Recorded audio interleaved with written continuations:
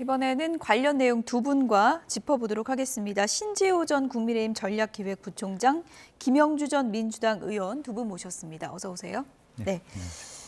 신재호 전 부총장 나와 계신데 많은 분들이 이번에 혹시나 유혈 사태 생기지 않을까 걱정 많이 했는데 1차 때랑은 분위기가 완전 달랐어요. 네, 1차 때랑 분위기가 완전히 달랐는데 그 두 가지 요인이 있었다고 봅니다. 지금 대통령께서 직접 육성으로 한 것처럼 유혈 사태만큼은 막아야 되겠다. 공수처의 그 영장 집행에 대해서는 승복하기 힘들지만 그래도 대통령으로서 국민의 안전을 염려해서 그것만큼 막아야 되겠다 하는 게 있을 거 있고요. 두 번째는 이제 경호처 내에서 조금 이른바 강경파와 온건파로 이렇게 분화가 되면서 오늘 뭐 보도에 의하면 경호처 요원의 상당수가 현장에 와서 투입되질 않고 대기하고 있거나 또 못 쓴 휴가를 쓰거나 그래서 첫 번째와는 달리 1차, 2차, 3차 저지선을 돌파를 하는데 경호처 요원으로부터 어떠한 저항도 받지 않았다 하는 게 이제 공수처의 설명이다 보니까 이렇게 된 게 아닌가 보여집니다. 네, 오늘 이제 많은 분들이 이제 과정을 보셨겠지만 1차 관문, 2차 관문, 3차 관문 그 시간도 상당히 좀 단축됐고요. 사실상 뭐 길을 터줬다는 얘기까지 나오고 있는데 뭐 경찰의 일종의 심리전이 먹힌 겁니까? 어떻게 보십니까? 뭐 그렇게 볼 수도 있겠죠. 뭐 일종의 이관계라 할지 또 그야말로 어떤 과하게 막았을 경우에 결과적으로 본인의 명예를 비롯해서 그 말하자면 명예퇴직 또 그러다 보면 이제 공무원 연금이라든지 실질적으로 개인에 주어지는 타격 많고 또 어저께인가요? 또 경호원의 부인이 언론에 이렇게 최상목 군함대행에 대해서 이렇게 편지를 쓴 부분도 상당히 많이 회자가 되면서 심리적으로도 어려운 부분이 없지 않아 있었겠다는 생각이 들고요. 또 하나는 실제로 뭐 박종준 경호처장의 사태가 가장 크게 심적인 저지선을 무너뜨렸다라고 보고요. 우리가 자세히는 모르지만 어쨌든 김성훈 경호차장의 말하자면 강성으로서 이미지가 너무 지나치게 그동안의 대통령 부부를 위해서 경호처의 명분을 좀 뛰어넘는 많은 일들을 함으로써 또 그 안에서의 내부 갈등들도 누적돼 왔다 그렇게 봐야 될 것 같습니다.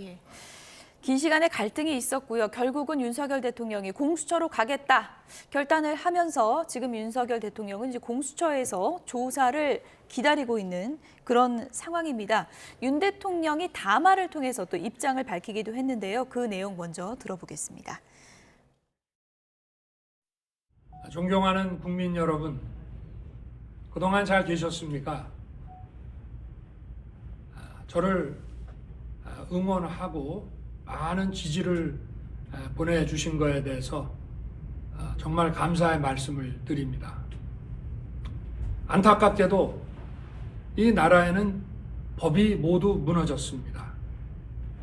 수사권이 없는 기관에 영장이 발부되고 또 영장 심사권이 없는 법원이 체포영장과 압수수색 영장을 발부하는 것을 보면서 그리고 수사기관이 거짓 공문서를 발부해서 국민들을 기만하는 이런 불법이 자행되고 무효인 영장에 의해서 절차를 강압적으로 진행하는 것을 보고 정말 개탄스럽지 않을 수 없습니다. 저는 이렇게 불이익을 당하더라도 우리 국민 여러분들께서 앞으로 이러한 형사 사건을 겪게 될 때 이런 일이 정말 없었으면 좋겠습니다.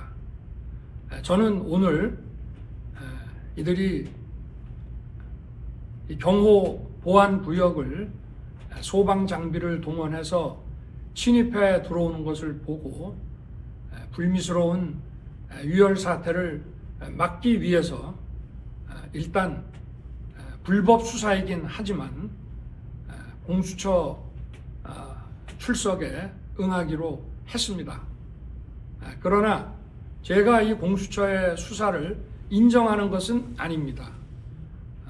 대한민국의 헌법과 법 체계를 수호해야 하는 대통령으로서 이렇게 불법적이고 무효인 이런 절차에 응하는 것은 이것을 인정하는 것이 아니라 불미스러운 유혈 사태를 막기 위한 마음일 뿐입니다. 국민 여러분께서 그동안 특히 우리 청년들이 자유민주주의의 소중함을 정말 재인식하게 되고 여기에 대한 열정을 보여주시는 것을 보고 저는 지금은 법이 무너지고 칠흑같이 어두운 시절이지만 이 나라의 미래는 희망적이라는 생각을 갖게 됐습니다. 국민 여러분 아무쪼록 건강하시고 힘내시기 바랍니다. 감사합니다. 네, 윤석열 대통령의 영상 메시지 다시 한번 보셨습니다. 지금 나오는 그 멘트 내용을 보면은 오늘 오전에 네. 공수처로 이동하기 직전에 찍은 것으로 좀 추정해 볼 수 있겠죠? 예, 그렇게 보여집니다. 오전 9시 무렵 그 거의 모든 언론 그 속보 자막으로 윤 대통령께서 관저에서 곧 나올 듯 예. 그래서 이미 이제 체념을 하고 그 공수처로 이동해서 조사를 받으려고 그 시점에 석동현 변호사가 지금 자진 출석 이 얘기를 하면서 예. 그 공수처와 협의 중이다. 그리고 그게 꽤 이제 좀 길어지지 않았습니까? 예, 좀 그 9시부터 그 이제 자진 출석 의사를 표명하고 이제 체포가 집행된 시점이 10시 33분인가요? 그러니까 1시간 반 정도. 아마도 뭐 그 사이에 저 영상을 찍은 게 아닌가 이렇게 추정이 됩니다. 추정이 예. 돼. 예. 뭐 서면으로 메시지를 전할 수도 있는 건데 영상 메시지를 통해서 본인의 육성으로 저렇게 영상을 녹화해서 내보낸 거는 어떤 의미라고 보세요? 사실 처음에는 변호인 측에서 어떤 지지자들 앞에서 뭔가 국민들에게 네. 발표를 하고 가실 예. 정도로 물론 이제 뭐 공수처에는 포토라인도 있었습니다만 그거는 안 할 거라고 이미 생각했던 거고 예. 그런데 아마 그렇게 되면 상당히 현장이 복잡해지고 또 지지자들 간의 갈등이 충돌이 예상될 수 있었기 때문에 아마 마지막에 그런 선택을 하지 않았겠냐라고 생각이 들고요. 그런 표현을 하지 않으면 사실은 공수처에 가서 포토라인에 설 수 있다. 아직 그런 측면에서는 아예 발표를 하고 가는 것이 낫겠다는 판단을 했고 현장이 매우 유동적이고 어지러울 수 있기 때문에 예. 안정적으로 자기 말씀을 정리했고 아마 저 시간이 이미 이제 그 관저로부터 경호처가 먼저 공수처에 갈 걸 예상하고 벌써 1시간 전에 출발하지 않았습니까? 실제로 공수처가 그 경호처 차량이 공수처로 1차 선발대가 떠난 지가 아마 1시간 반 이후 정도 돼서 대통령이 가셨기 때문에 그 시간 동안에 관저 안에 들어와 계신 4분 정도의 의원님들과 변호인들과 함께 하면서 저문안을 마무리하고 어떻게 하는 게 좋을 것 같다라는 말씀을 하신 것 같고요. 저는 정말 대통령께서 오늘 저런 말씀을 하시면 그 하는 걸 들어보면서 어떻게 저런 분이 우리나라 대통령일 수 있나 그런 생각을 하게 됐습니다. 본인으로 인해서 피해를 본 국민들이 얼마나 많은데 잘 지내셨습니까? 라는 말씀을 하시고 불이익을 본인이 당한다 그런 말씀을 하셨어요. 어떻게 그런 말씀이 가능합니까? 본인으로 인해서 얼마나 수많은 군인들과 국민들과 무역인들이 고통받고 있는데 한 번도 그런 말씀을 본인으로 인한 국가적 혼란과 피해에 대해서 죄송스럽게 생각한다는 말씀 없었고 뭐 청년들에게 자유민주주의 빛이 올 것이다 이렇게 얘기하는 것은 진짜 반의 반쪽짜리의 집단을 이익을 대표하는 대통령이다라는 의미에서 더욱더 그야말로 그 실망스럽고 정말 조만간에 저런 태도로 보면 헌법재판소에서 만약에 탄핵이 인용됐을 때도 그것을 받아들일 수 없다라고 얘기할 정도의 입장이 아닌가 뭐 그런 생각까지 들게 됩니다. 예, 뭐 윤석열 대통령 측에서는 계속해서 이제 입장을 밝힌 부분이죠. 공수처가 청구한 영장이 이제 불법이다, 무효다 이런 입장인데 윤석열 대통령이 이렇게 직접 언급한 건 오늘이 처음인 것 같습니다. 네, 오늘이 처음이고 예. 이제까지는 주로 변호인들 예. 또 윤 대통령의 뜻을 따른다고 하는 국민의힘 국회의원들이 그런 얘기인데 본인의 이제 육성을 한 건 처음입니다. 근데 예, 저는 헌정사 최초의 그 현직 대통령에 대한 체포이기 때문에 이 자그마한 시비거리라도 남기지 않도록 세심한 주의를 기울일 필요가 있었다. 그러니까 공수처가 서부지법으로부터 발부받은 그 영장이 합법적이냐 아니냐 이걸 떠나서 그런 시비거리를 최소화시킬 수 있도록 그 세심한 주의를 기울였어야 한다. 그런 점에서 민주당과 공수처, 경찰, 법원 이런 데 좀 아쉬움이 많이 남습니다. 문재인 정부 때 이른바 검수완박을 하면서 내란죄 수사 권한은 경찰에게만 있다. 예. 이렇게 정리가 됐는데 예. 또 문재인 정권 때 당시 국민의힘 등 야당의 맹렬한 반발에도 불구하고 정말 저는 태어나서는 안 되는 수사기관이 공수처를 만들었잖아요. 예. 그런데 지금 공수처가 대통령의 직권남용 행위를 수사하는 과정에서 그 연결 범죄로 내란 혐의도 수사할 수 있다 이 논리인데 그거는 이제 법리적으로 법률가들이 가능하다 아니다 이렇게 따지는 문제인데 우리 이제 일반인들의 상식적인 법 감정으로 보면 예. 직권남용과 내란이라고 하는 것은 이 죄의 무게감 비교가 안 되잖아요. 그러니까 작은 걸로 들어가서 큰 것까지도 다 수사할 수 있다 했을 때 과연 일반인들의 법 감정으로 보면 그게 과연 타당한 일인가? 예. 그렇다면 왜 굳이 그런 시비가 일 것이 너무나도 불보듯 뻔한데 이렇게 무리수를 두는가? 그다음에 이 경찰과 검찰에서 각각 수사하고 있었던 그거를 왜 민주당은 자신들이 그 무리해서 만든 공수처로 이첩하라고 압박을 가했는가? 그리고 공수처는요, 첫 번째 그 체포영장 집행이 무산되고 나서 그때는요 정말 손을 뺐어야 됩니다.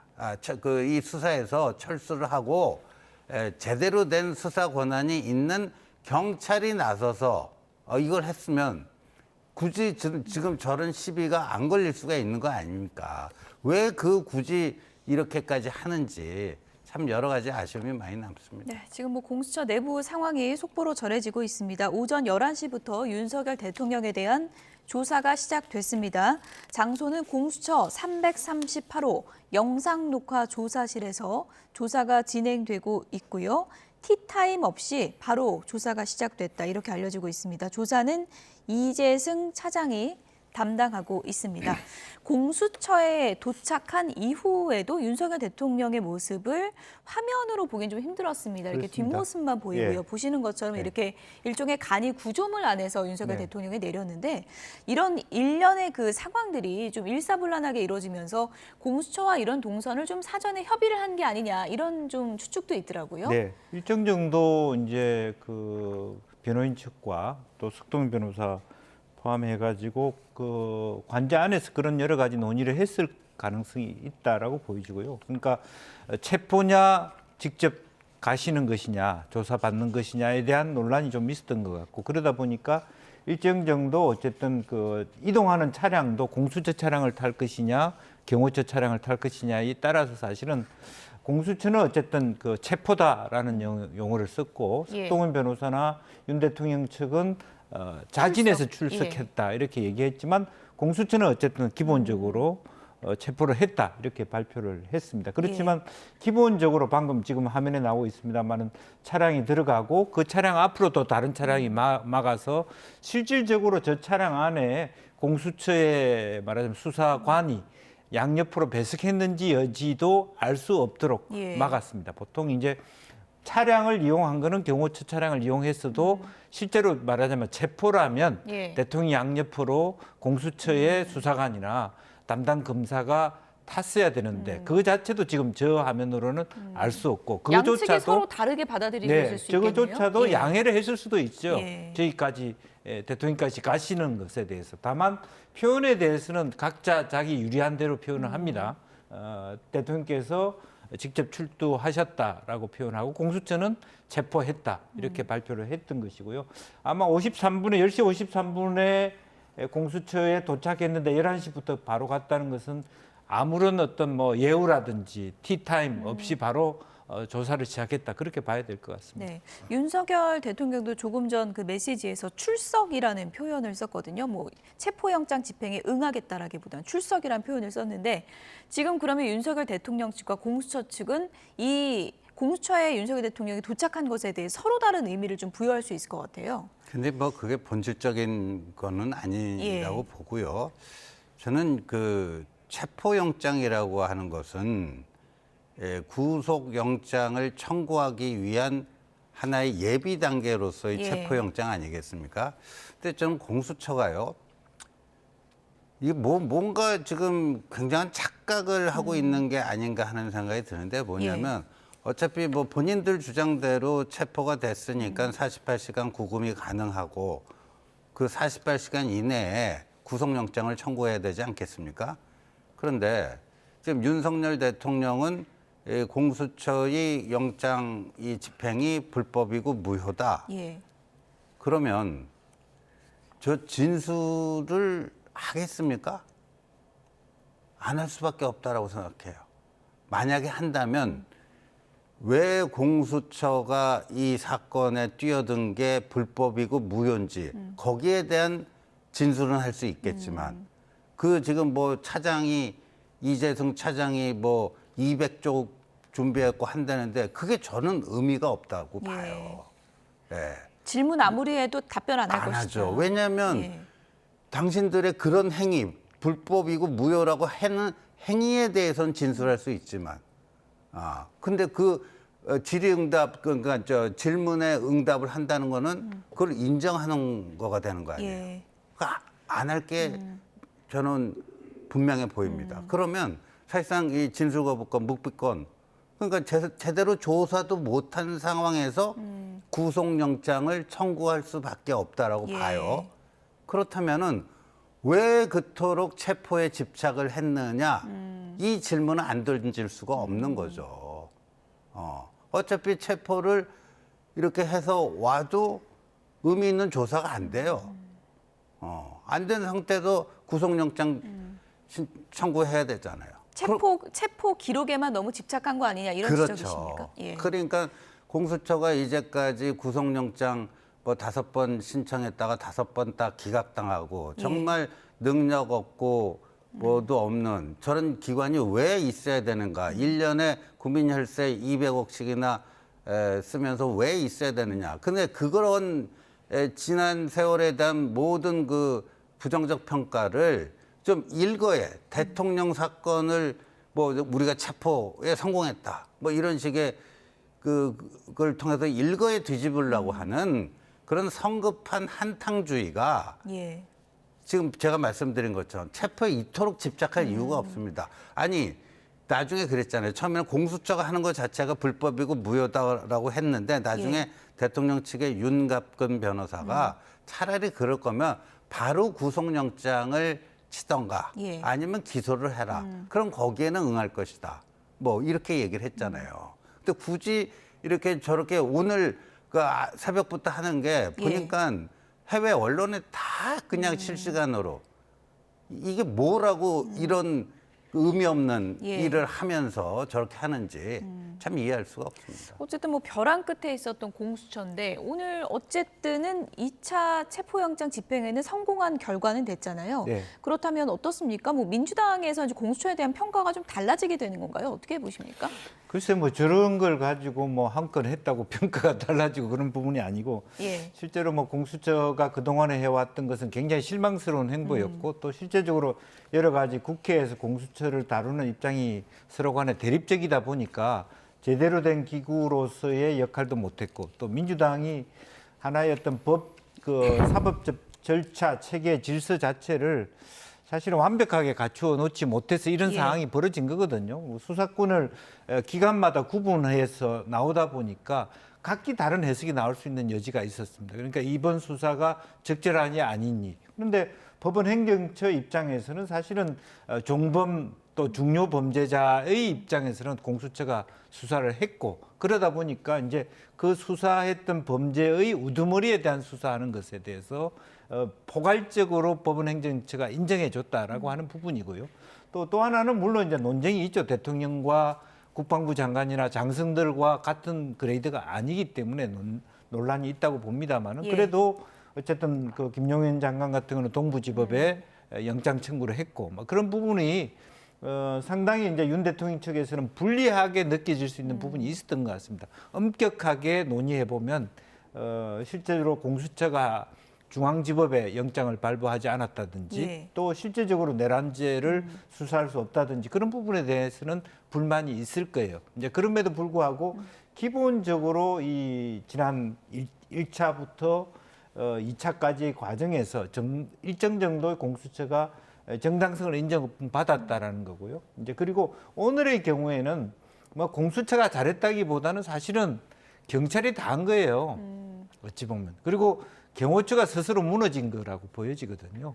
경호처 스스로가 이제 그런 부분에 있어서 너무 그걸 공수처 역할에 대해서 침소봉대할 것도 없고 또 방금 그런 지적이 있었습니다만은 그렇게 뭐 어렵든 쉽든 말하면 대통령을 공수처에 모시고 와서 48시간 동안에 조사한 결과가 거의 없을 가능성이 많기 때문에 예. 또 하나의 벽 다음에 구속 말하면 영장을 중앙지법에 해야 되냐 안 해야 되는 또 다시 똑같이 서부지법에 할 것이냐의 또 한 번의 산을 넘어야 되는 과정이 있다 그렇게 봅니다. 예. 조금 전에 뭐 동부지법이라고 잠깐 잘못 얘기하셨는데 동부지법은 예. 국방부 장관한테 국방부 장관, 예. 동부지법에 영장을 친 적이 있습니다. 예. 그래서 지금 이제 서부지법의 경우는 대통령에 했습니다만은 다음번에 이제 구속 영장을 계속적으로 서부지법에 할 것이냐에 대한 논쟁. 만약 공수처가 여전히 어떤 서부지법만을 결정할 거라고 한다 그러면 생각하세요? 계속 할 것 같아요. 서부지법 쪽. 예. 그리고 법원 행정처도 문제 예. 없다고 얘기할 것 예. 같은데 대통령 측은 그런 부분에 대해서 강하게 저항할 거라고 근데 보여집니다. 공수처도 만약에 바꾸면 문제가 있었다는 걸 또 인정하는 꼴이 되는 거니까요. 뭐 인정할 수 있지만 만약에 예. 더 나은 선택이고 예. 더 혼란을 줄인다라고 하면 뭐 그 전에의 절차적 정당성의 문제가 지적받더라도 더 좋은 결정을 할 수 있다면 한번 받는 것도 나는 나쁘지 않다고 봅니다. 예. 어쨌든 지금 뭐 논란 끝에 윤석열 대통령 공수처에서 조사를 받고 있는 상황입니다. 오늘 윤석열 대통령 체포영장 집행과 관련해서 여야에서 엇갈린 반응이 나왔는데요. 입장을 한번 들어보시죠. 국민 여러분, 뭐라고 말씀드려야 할지 모르겠습니다. 이런 참담한 상황이 벌어져 국격이 무너진 데 대해 대단히 죄송하고 유감스럽게 생각합니다. 수사를 위한 체포인지 체포를 위한 체포인지 지난 2주간 온 나라를 이렇게 뒤집어 놓은 게 도대체 누구를 위한 것인지 이게 나라와 국민을 위한 일인지 묻고 싶습니다. 상상을 초월하는 일이 2025년 대명천지에서 벌어졌습니다. 국민 보기 부끄럽습니다. 국격이 무너졌습니다. 오동훈 공수처장, 우종수 국가수사본부장, 이재명 대표, 박찬대 원내대표 이제 속이 시원한지 묻고 싶습니다. 공수처와 경찰이 부당하고 불법적인 영장을 집행했다. 사법부가 이런 불법 영장 집행에 가담했다. 야당이 공수처와 국수본을 겁박했다. 역사가 반드시 기록할 것입니다. 윤석열 체포는 헌정 질서와 민주주의 회복, 법치 실현을 위한 첫 걸음입니다. 방금 전 10시 33분 공수처와 경찰 공조수사본부가 내란 우두머리 혐의로 윤석열을 체포했습니다. 12.3 내란이 발발한 지 44일, 탄핵안이 가결된 지 33일 만입니다. 많이 늦었지만 대한민국의 공권력과 정의가 살아있다는 사실을 확인하게 되어 참으로 다행입니다. 공수처는 윤석열을 구속수사하여 내란 사태의 전모를 낱낱이 밝히고 윤석열의 책임을 엄정하게 물어야 합니다. 그것이 헌정 질서를 온전히 회복하고 국가 정상화를 이루는 길입니다. 네, 오늘 뭐 체포영장 집행되자마자 민주당에서는 특검 발의 빨리 해라 이렇게 재촉을 하고 있거든요. 국민의힘에서 어떻게 나올 거라고 보십니까? 근데 만약에 그 비상계엄과 관련된 특검을 여야가 합의를 해서 했다면은 지금 요번에 나타난 세 개의 수사기관 간의 혼선 이걸 미연에 방지할 수 있었습니다. 예. 과거에 보면은 2016년에 그 박근혜 당시 대통령 이른바 국정농단 관련해갖고는 그 특검이 여야 합의로 조기에 출범하면서 불필요한 혼선을 다 그 차단할 수가 있었습니다. 예. 왜냐하면 특검이 출범하게 되면 기존에 수사하던 거는 모두 다 거길로 통폐합이 되고 교통정리가 되기 때문에 그렇죠. 지금 뭐 공수처다, 검찰이다, 경찰이다 이런 거 굳이 따질 필요가 없었던 겁니다. 그런데 지금 기존 그 수사기관대로 가면서 이런 직역 다툼이 벌어지고 불필요한 그 시비거리를 지금 발생시킨 거 아닙니까? 그런데 또 이미 늦었어요. 예, 그러니까 특검을 뭐 지금 발족한다는 거는 이미 늦었는데 그렇다면 이 특검이 과연 필요한지 준비 기간도 막 꽤 걸리잖아요. 준비 기간도 뭐 지금 뭐 민주당 그 법안 보면 그간에 통상 보면 준비 기간 한 20일은 있거든요. 예. 그런데 어차피 이제 공수처도요 대통령 그 수사권, 그러니까 내란 혐의 수사권이 있는지 없는지 요거는 이제 논란이 되고 있지만 여하튼 수사권은 있지만 또 기소권은 없어요. 만약에 48시간 이내에 또 그 구속영장을 청구할 텐데 아까 우리 김명주 의원 얘기한 것처럼 서울중앙지법에 하지 않고 영장 발부가 수월하다고 판단되는 서부지법을 통해서 만약에 발부받게 되면은 예. 그거가 또 다른 또 시비거리가 돼요. 논란거리가 되고 그리고 그 20일 동안에 이제 그 기간 동안에 본인들이 20일이나 대통령의 신병을 붙잡고 뭐 조사할 만한 뭐가 능력이 될지 저는 안 될 거라고 봐요. 그리고 어차피 기소는 검찰이 해야 되잖아요. 기소권은 없잖아요. 예. 수사권만 검찰로 있고. 넘어가야죠. 예. 그러니까 뭐 20일 만약에 구속 기간이 혹시라도 이제 그런 식으로 예. 진행돼서 뭐 한다면은 그걸 다 채울 만한 능력도 안 되고 반 이상을 그냥 검찰에 할애를 해줘야 되는 뭐 이런 겁니다. 예. 지금. 예. 그래서 지금 뭐 시점만 놓고 보면 이제 거의 주요 혐의자들이 구속돼 있고 대통령 기소까지 이뤄진다면 특검이 할 일이 마땅히 없다 이런 지적도 또 법조인들 사이에서 나오고 있더라고요. 네, 뿐만 아니라 예. 헌재가 실제적으로 아주 빠른 시간 내에 이걸 하게 되면 사실은 한편으로 보면 헌재법에도 기존의 재판들을 좀 중지하는 그런 부분이 있습니다. 예. 네, 그래서 그런 것과 관련해서는 이 과정을 빨리 하고 여야가 합의해서 뭐 합의가 쉽지는 않겠습니다만 예. 결과적으로는 특검이 된다 하더라도 헌재의 프로세스에 집중하는 것이 좀 좋을 것 같다라고 하는 거고 어차피 형사재판은 좀 길게 다툴 일이다라고 보여져서 그것이 특검이든 어떤 형태가 되든 간에 조금 그런 부분에 이제는 오늘 이제 대통령께서 공수처에 가심으로 인해서 첫 번째 단계는 끝났고 두 번째 국회의 시간과 헌재의 시간이 남아 있고 또 윤 대통령 측에서도 요구했던 것처럼 헌재의 출석이 좀 편히 될 수 있도록 좀 공수처도 편의를 봐주면서 그 프로세스를 좀 뭐 최소한 뭐 3월까지는 좀 빨리 집중하는 것이 오히려 국가 전체를 보면 이익이 될 수 있지 않겠냐 그렇게 보여집니다. 어쨌든 국민의힘도 나름의 특검안을 냈잖아요. 네. 그거 민주당이 좀 받아들이거나 검토해볼 가능성이 있다고 보세요? 우선은 뭐 특검안을 보고 하겠다라고 예. 하는 것이니까요. 기존으로서는 아마 민주당도 뭐 삿바 싸움은 하겠습니다만은 예. 또 발의되는 특검을 보고 뭐 일정 정도 합의를 시도할 수는 있다 그렇게 보여집니다. 네. 오늘 이제 관저 앞 상황에서 국민의힘 의원들이 이제 몇 명이나 나올 것인가 이 부분도 이제 상당히 이제 관심을 모았습니다. 20여 명 의원들이 이제 관저 앞에서 인간띠를 두르기도 하고 했었는데 이제 윤석열 대통령이 이제 공수처로 갔지 않습니까?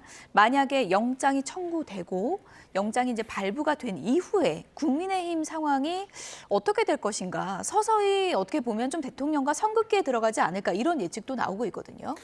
그래서 사실상 그 대통령의 그 비상계엄 행위에 대해서 어떻게 평가할 것인가를 떠나서 정치인들은 현실적인 이제 정치판이 어떤 식으로 이렇게 흘러갈 것인가를 예상하고 거기에 대한 준비를 안 할 수가 없잖아요. 그래서 두 가지의 그 좀 그 매듭 매듭이라고 하는 게 윤 대통령이 구속이 될 것인가 말 것인가. 예. 이게 첫 번째 매듭이라고들 많이들 생각했던 것 예. 같아요.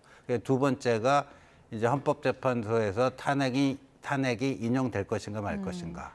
그래서 구속과 이제 탄핵 이 두 가지가 이제 두 개의 매듭이었다고 보거든요. 예. 근데 이제 두 번째 매듭까지가 만약에 그렇게 진행되면 이제 조기 대선이 확정이 되고 그러면 정치인들은 물론 이제 윤 대통령에 대한 여러 가지 그 착잡한 감정과 그런 게 남겠습니다만 예. 현실적으로 눈앞에 60일 그렇죠. 후에 그 조기 대선 생각 안 할 수가 없잖아요. 예. 그런 식으로 이제 흘러가는데 첫 번째 매듭이 이제 구속이고 두 번째 매듭이 이제 탄핵이다 보니까 이 구속 영장이 만약에 발부가 되면은 예.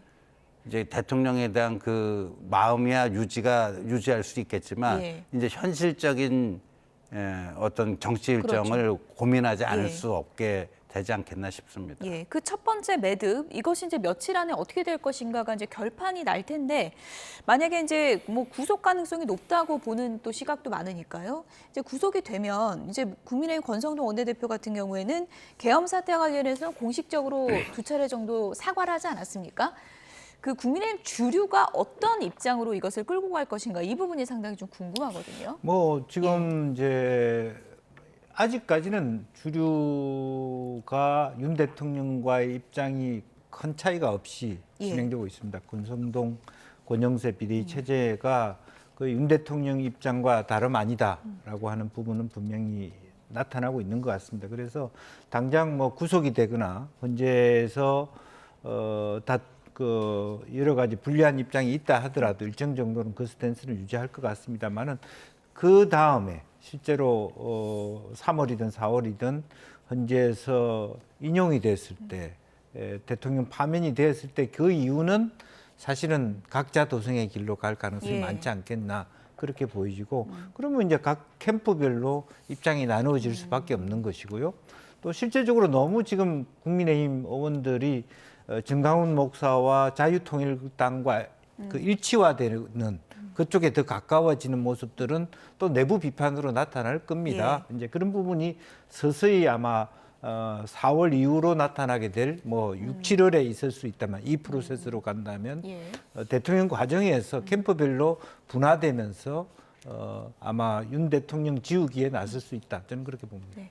어쨌든 지금 이제 관저 앞에서는 카메라가 치워지는 이제 시선의 초점이 달라지는 그런 국면이 될 텐데 이런 국면에서 국민의힘 지지율이 최근에 좀 보수층이 결집한다 이런 해석도 있었잖아요. 네. 앞으로 추이가 좀 어떻게 될 걸로 보세요? 그러니까 오늘 이제 윤 대통령의 그 체포와 예.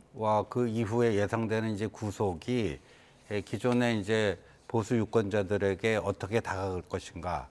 그러니까 거기서 이제 실망하고 그 대우에서 이탈할 것인지 오히려 더 위기 의식을 느껴서 더 결집을 할 것인지 뭐 이런 건데요. 예. 저는 민주당의 최근에 그 12월 3일 비상계엄과 12월 14일 대통령 탄핵소추 이후에 그 전국 운영하는 걸 보면요. 예. 민주당은 참 표정 관리뿐만 아니라 전체적으로 이거를 운영할 만한 그 식견과 능력이 좀 안 되는구나. 오히려 자충수, 부메랑 효과를 불러올 수밖에 없는 자충수를 연달아 지금 두고 있어요.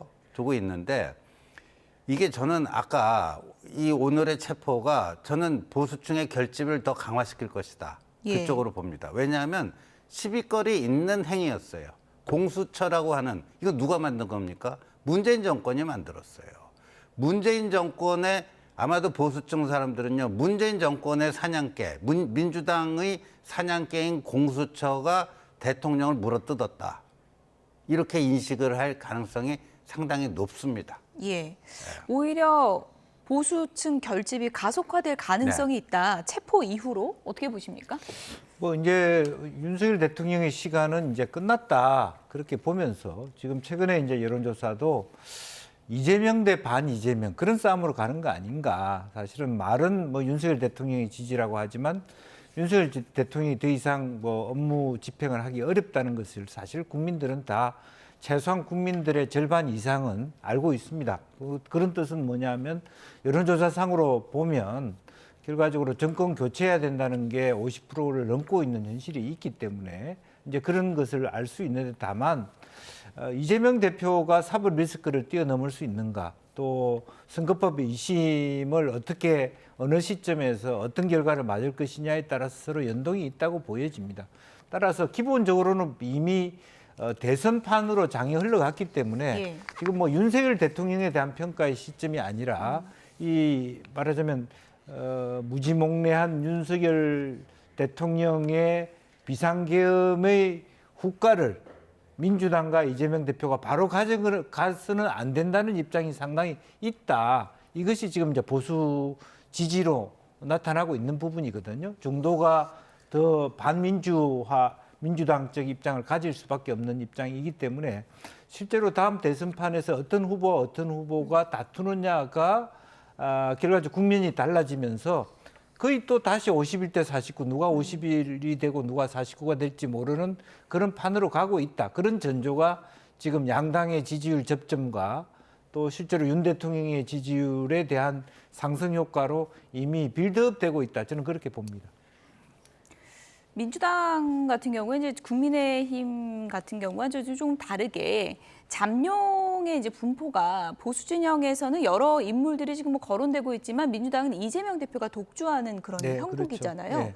이런 형국이 뭐 어떻게 보십니까? 지금 조기 대선 국면 가도 계속 유지될 걸로 보십니까? 뭐 지금은 이제 유지될 수 있다고 보이십니다만 만에 하나라도 윤 대통령의 탄핵이 가결되면서 또 더불어서 이재명 대표 2심 재판이 유죄로 그대로 1심이 확정될 경우에는 사실은 민주당의 텃밭인 호남에서 후보를 교체하자는 여론이 있을 수 있습니다. 그러면 지금은 눈에 보이지 않지만 그게 김동연이 됐든 뭐 김부겸이 되든 정세균이 되든 또 김경수가 되든 다른 후보들을 붙여서 실제로 이재명 대표가 아닌 다른 후보로 싸움을 해야 된다.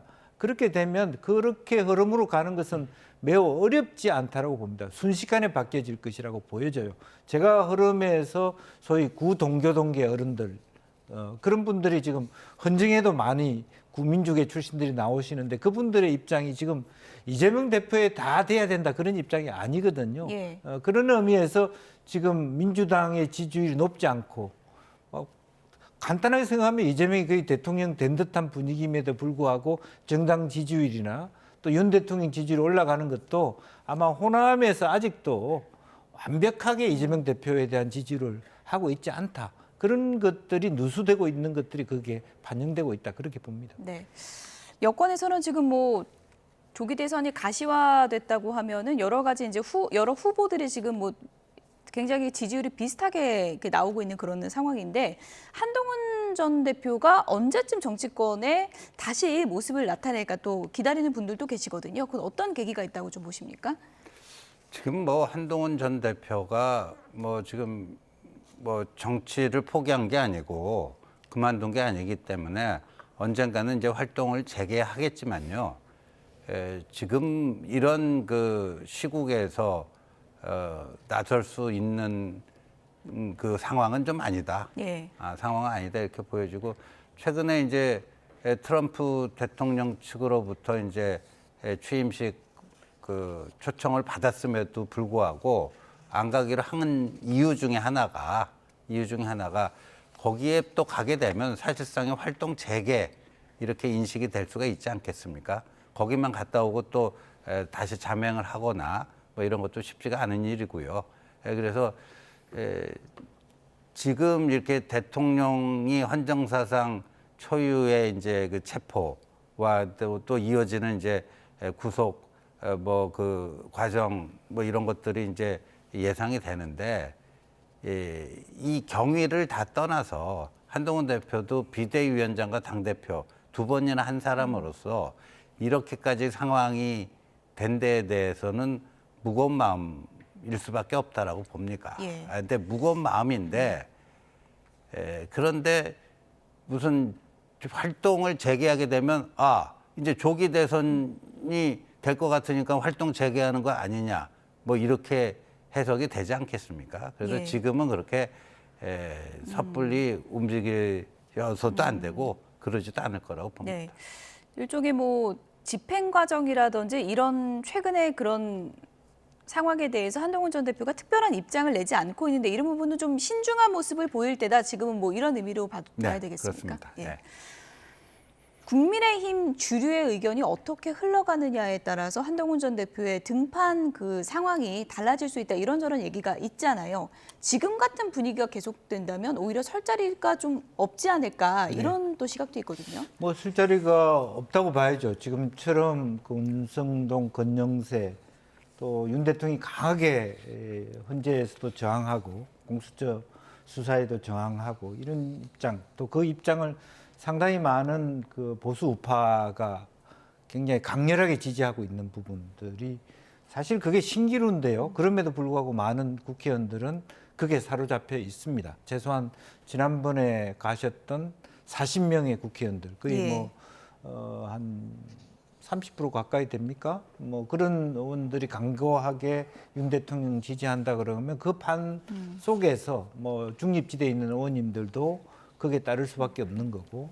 이제 그러면 한동훈 대표가 쓸 자리는 없을 겁니다. 이제 그럼에도 불구하고 저는 이 국면이 지나면 명태균 버전이 나올 수 있다고 봅니다. 예. 본격적으로 윤 대통령과 김건희 여사가 그동안에 해왔던 여러 가지 일들에 대해서 본물처럼 여러 가지 수사가 재개되면서 결과적으로 홍준표, 오세훈 이런 분들이 상당히 계속적으로 이준석 포함해서 여러 가지 어떤 명태균 게이트에 거론되면서 상당히 어떤 힘을 모아내기에 좀 어려운 지점도 있을 예. 수 있습니다. 그러면 실제로 명태균으로부터 자유롭고 또 이번 계엄 사태로부터 자유로운 사람은 거의 한동훈 대표다라는 식의 흐름이 하나 있을 수 있고 그걸 한동훈 대표가 잘 적절한 시점에 너무 빨라도 그렇고 너무 늦어도 예. 그렇고 적절한 시점을 골라서 제대로 올라탈 수 있느냐. 결국 정당이라는 것은 다른 후보한테 이길 수 있는 후보한테 줄을 쓸 수밖에 없는 뭐 예. 나쁜 표현이 아니라 실제로 세를 모아줄 수밖에 없는 거 아니겠습니까? 그렇다면 사실은 그동안에 솔직히 국민의힘의 흐름, 문화라는 게 뭐 민주당도 마찬가지입니다. 대세론을 이룰 수 있다면 그 대세론에 다 갈 거라고 보여지고 지금 대통령 앞에 간 20명, 뭐 40명 언제 그러냐는 듯이 한동훈을 외칠 수도 있다. 저는 그렇게 봅니다. 예.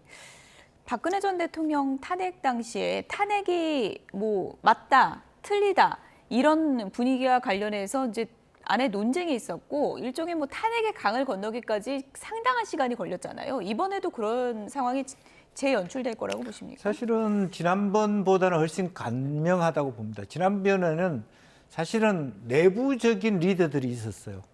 친박과 혹은 뭐 김무성 대표라든지 어떤 그런 게 있으면서 그게 탈당과 분당으로 이어지는 그렇기 때문에 그것이 굉장히 논란이 깊어졌거든요. 예. 그런데 제가 아는 한 한동훈 대표가 탈당을 얘기한다거나 한동훈 대표의 지지자들이 탈당을 생각하고는 있지 않습니다. 그리고 솔직히 한동훈 세력이 탈당할 수 있는 영역도 없어요. 잔존할 수밖에 없습니다. 예. 그렇기 때문에 실제적으로 지난번에 어떤 뭐 탄핵의 트라우마가 있습니다만은 그러한 지리멸렬한 분열적인 논쟁이 정권을 넘겨줬다라고 하는 부분에 또 해고도 있잖아요. 실질적으로 문재인 후보보다 보수파들의 모은 표가 합쳤다면 예. 더 클 수 있다는 반성이 있기 때문에 그 시점보다 빨리 이번에는 빠른 시간 내 정상화와 한 방향 정렬도 될 수 있다 그렇게 봅니다. 최소한 탄핵 찬반으로 시간을 끌지는 않을 것이다. 네. 예. 뭐 많은 분들이 여러 전망이 있지만 이번에 이제 계엄 사태 자체에 대해서는 권성동 원내대표도 뭐 잇따라 사과를 하고 있는 상황이기 때문에 그런 논란은 좀 지난번과는 다를 것이다 이런 시각도 많긴 하더라고요. 네, 그렇습니다. 그래서 이 계엄에 대한 뭐 당 차원의 뚜렷한 입장이 아직 정리된 거는 없어요. 계엄이 뭐 불가피했다, 오죽했으면 대통령께서 그런 비상 조치를 했겠느냐 이런 그 옹호론부터 시작해서 그래도 그건 좀 문제가 있었던 거 아니냐, 위헌 그런 소지가 다분히 있는 거 아니냐 뭐 이런 건데 근데 이제 여하튼 그때 작년 12월에 지난달에 있었던 행위가 어느 정도 그 헌법재판소라든가 뭐 이런 그 수사와 재판 과정에서 매듭이 지어지면은 국민의힘 입장에서는 미래를 보고 갈 수밖에 없습니다. 미래를 보고. 예.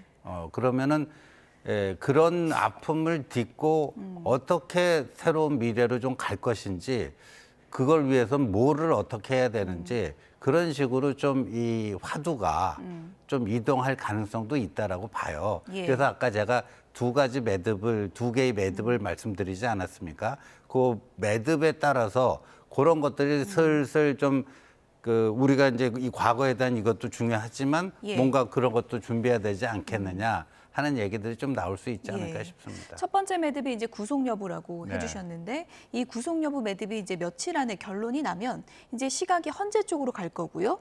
헌재 시간과 더불어서 이제 많은 분들이 관심을 갖는 것이 바로 이제 이재명 대표의 사법 리스크 네. 재판의 시간 아니겠습니까? 네. 그 두 개가 어떻게 좀 흘러갈 걸로 보세요? 지금 4월 18일이 지금 임기 그 만료된 헌법재판관이 두 분 있기 때문에 많은 사람들이 4월 18일 전에는 헌법재판소에서 대통령 파면 여부를 결정하지 않을까 싶은데 그럼 이재명 대표의 그 공직선거법 항소심은 이미 늦었어요. 633 원칙이라면은 2월 15일까지 나와야 되는데 하도 이상한 꼼수와 그 뭐를 피는 바람에 첫 재판이 지금 1월 23일에 잡혔어요. 그런데 1월 23일에 그 담당 재판부에서 그 이후 기일을 어떻게 잡는가 보면은 저는 윤곽이 나온다고 보거든요.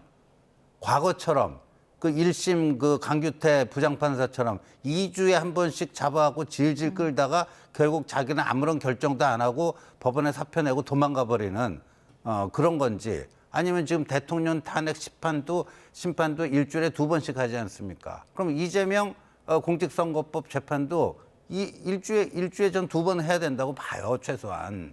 그러니까 23일에 향후 재판 기일을 어떻게 잡는가에 따라서 저는 나올 거라고 보는데 그래도 윤 대통령 그 탄핵 그 파면 여부가 최종 결정되기 전에 저는 이재명 대표의 항소심 결과가 나올 거라고 보고 있습니다. 그래야 그게 좀 상식적이고 다수의 국민들이 봐도 그래도 나름대로 공평이라고 할까? 나름대로 그래도 균형을 맞춰서 하는구나. 뭐 이런 느낌을 받지 않을까 예. 싶습니다.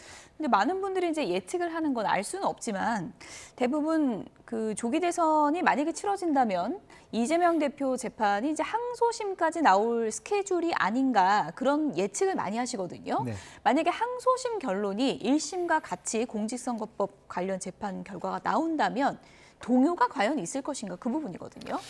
저는 동요가 있을 거라고 봅니다. 그러니까 그 동요는 아마 현직 국회의원들한테 동요는 겉으로는 좀 늦게 표출되겠죠. 그러나 실제적으로 보면 많은 당원들, 특히 아까 말씀드렸다시피 호남에 있는 오래된 그 어른들, 특히 광주를 비롯해서 제가 뭐 직접 저한테도 1심이 나오고 난 다음에 호남의 어르신들이 저한테 물어본 첫 번째 질문이 그런 거예요. 2심도 1심과 같이 나올까? 그 질문에 대해서 거의 같이 나올 것 같은데요. 그랬을 때 그분들의 반응은 그럼 후보 바꿔야지.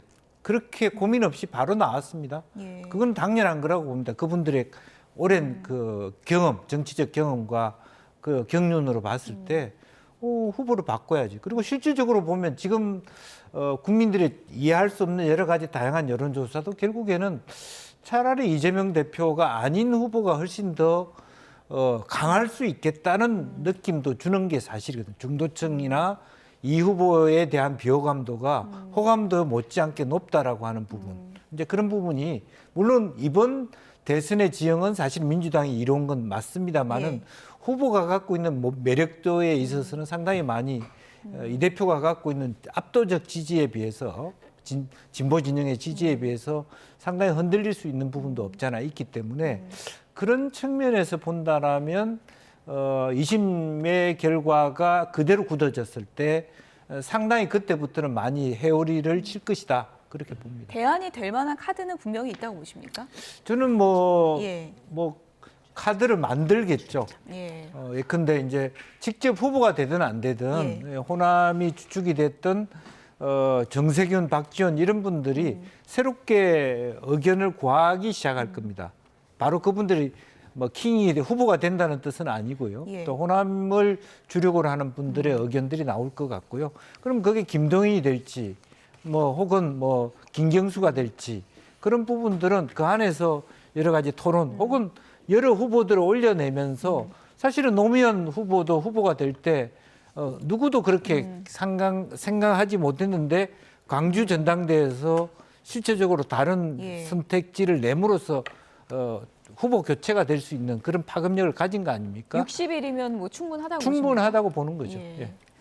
윤석열 대통령 측에서 이제 오늘 오후 2시 정도 되면은 이제 관련해서 오늘 체포 관련해서 입장도 낸다고 하거든요. 뭐 어떤 입장을 낼 것으로 좀 예상을 해볼 수 있을까요? 아까 그 대통령께서 그 육성으로 얘기한 그 내용을 조금 더 보강을 해서 입장을 내지 않을까 싶은데 오늘 이제 사실상 여기까지 오게 된 과정에 대한 설명이 있을 것 같고요. 그다음에 이제 대통령께서 그 경호처에 대한 무슨 지휘 권한이 지금 있는 건 아니죠. 직무가 정리돼 있었으니까. 근데 예. 이제 유혈 사태 방지를 위해서 그런 결단을 내리게 되는 그 과정, 거기에 이르는 과정에 대한 좀 설명이 있을 것 같고요. 그다음에 지금 공수처의 이 수사에 대한 또 기존의 입장을 좀 더 강조하는 그다음에 지금 11시부터 조사가 시작됐다는데 그 조사에 어떻게 임하고 뭘 할 것인지 뭐 이런 얘기들이 되지 않을까 싶습니다. 예. 윤 대통령 측에서 뭐 재판관 기피 신청도 하고 그랬었는데 헌재 그 심리에는 좀 적극적으로 임할 것인지 어떻게 예상해 볼 수 있을까요? 뭐 그동안에 헌재 심리는 적극적으로 임하시겠다고 얘기를 했었고요. 그리고 이제 내일입니까? 헌재 지금 기일에 나가야 되는 부분이 오늘 조사를 받으면서 공수처가 허용을 할지 안 할지도 한번 관건이 될 겁니다. 조사받는 기간 동안에 헌재 갔다 오게 하실지 그런 부분도 있고 다만 내일 조사는 실제로는 대통령이 안 오시더라도 진행하겠다는 그런 입장이고 굉장히 헌재 입장이 단호한 것 같습니다. 이제 그런 측면이 없지 않아 있고 실제로 뭐 그 헌법재판관 기피 신청에 대해서 그분을 제외한 7인의 전원 합의로 기각이 된 것 그 자체도 사실은 지금 헌재가 윤 대통령의 비상계엄에 어떤 스탠스를 보는 물론 그걸 단정적으로 결론을 내릴 수는 없습니다만은 이제 그런 측면만 보더라도 사실은 상당히 그 대통령실 입장에서는 불리한 상태에서 헌재와 공수처에 임하고 있다. 그렇게 입장을 갖고 계실 거라고 보입니다. 헌재 일정이 이제 본격적으로 시작되고요. 윤석열 대통령의 이제 구속 여부에 따라서 윤석열 대통령이 또 헌재에 어떻게 임할지도 결정이 될 것 같은데요. 끝으로요. 어쨌든 헌재에 한번 본격 나와서 윤석열 대통령 여론전을 펼칠 것이다. 이런 네. 얘기가 많이 있었잖아요. 네. 헌재에 직접 나와서 계속해서 본인의 입장을 피력할 거라고 보십니까? 근데 이제 내일이 두 번째 기일인데 내일 사실상 힘들 것 같고요. 예. 아까 얘기한 것처럼 이제 48시간 이내에 구속영장이 청구가 되면 영장실질심사를 통해서 영장이 발부가 될지 기각이 될지 그게 굉장히 하나의 갈림길이 될 것 같고요. 예. 그러니까 출석을 하더라도 구속된 상태에서 출석을 하게 될 건지 그러면 그때는 뭐 호송차를 타고 헌재에 가는 그런 모습이 될 거고요. 만약에 구속영장이 기각이 되면 다시 관저로 돌아가서 할 건지. 그러니까 지금 그 헌재 출석을 언제 어떻게 할 것인지는 일단 이 구속 여부가 어떻게 되는가를 봐야 될 것 같습니다. 네. 윤 대통령 체포와 관련한 정치적 쟁점들 신지호 전 부총장, 김영주 전 민주당 의원 두 분과 짚어봤습니다. 두 분 여기서 인사드리겠습니다. 고맙습니다.